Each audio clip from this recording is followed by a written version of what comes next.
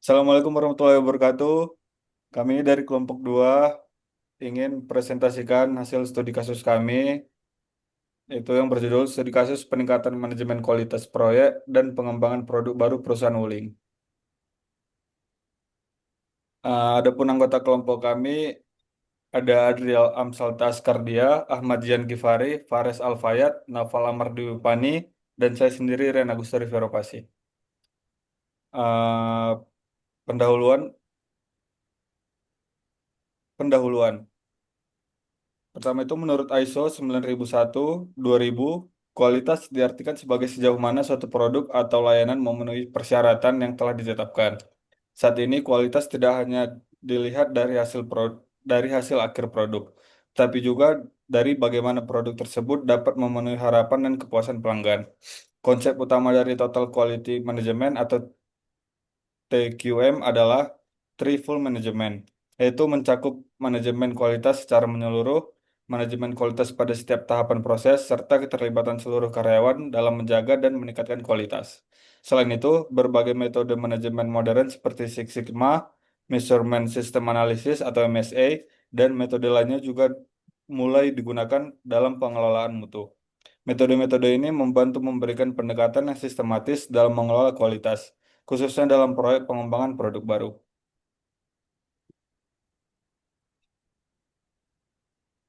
Selanjutnya ada identifikasi masalah manajemen kualitas. Hasil evaluasi dan pembahasan dengan tim pengendali kualitas di perusahaan Wuling mengungkapkan sejumlah permasalahan dalam pengelolaan mutu pada proyek pengembangan produk baru. Beberapa isu utama yang ditemukan antara lain adalah kinerja produk baru kurang andal dan seringkali terjadi banyak masalah dalam satu batch produksi. Nah, selanjutnya kualitas produk baru belum mampu mendukung pertumbuhan dan pengembangan bisnis secara optimal. Kualitas dari hasil pembelian masih rendah dan kestabilan produk baru belum tercapai. Keluhan dari pelanggan semakin meningkat yang menyebabkan tekanan biaya layanan purna jual menjadi lebih tinggi. Ya, yang terakhir struktur atau organisasi yang menangani mutu belum mampu memberikan dukungan yang memadai terhadap kebutuhan bisnis perusahaan Wuling. Next. Selanjutnya ada faktor yang mempengaruhi manajemen mutu proyek pengembangan produk. Yang pertama itu sistem manajemen mutu yang belum optimal.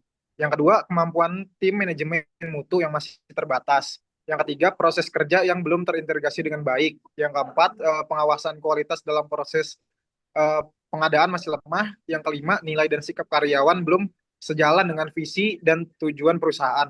Yang keenam, program pelatihan karyawan yang belum dirancang secara efektif, dan yang terakhir penggunaan sumber daya dasar yang kurang efisien. Selanjutnya, analisis situasi saat ini. Yang pertama, kebutuhan dalam manajemen mutu tujuan utama dalam hal kualitas meliputi menekan jumlah produk cacat hingga mendekati nol. Yang kedua, mencapai skor sistem manajemen mutu di atas 90. Yang ketiga, mencapai tingkat kegagalan produk di lapangan di bawah 10%. Dan yang terakhir, meningkatkan tingkat kepuasan pelanggan hingga minimal 93%.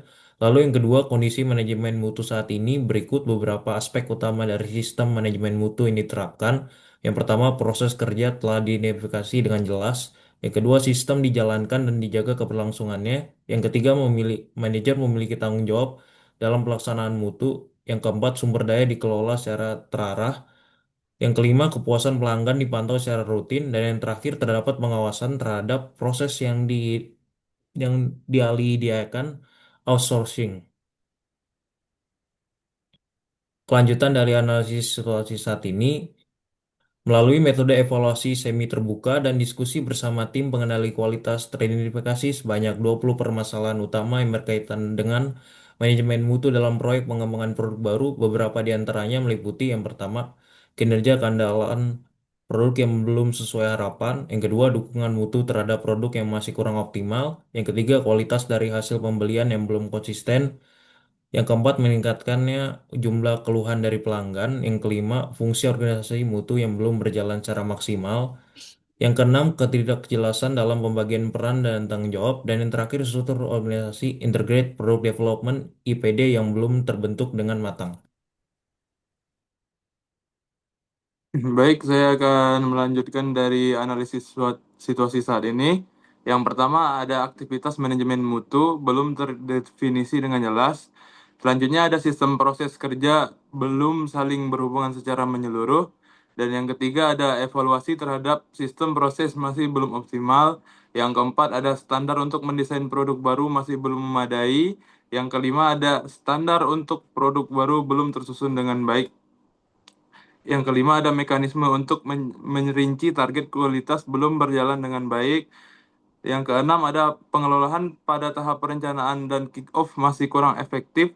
Yang ketujuh ada pemantauan dan evaluasi proyek belum dilakukan secara maksimal. Yang kedelapan ada data yang digunakan dalam manajemen proyek baru masih lemah. Yang kesembilan ada kriteria kemampuan yang dibutuhkan belum dijelaskan secara rinci. Yang kesembilan ada dukungan sistem IT belum mencukupi kebutuhan proyek.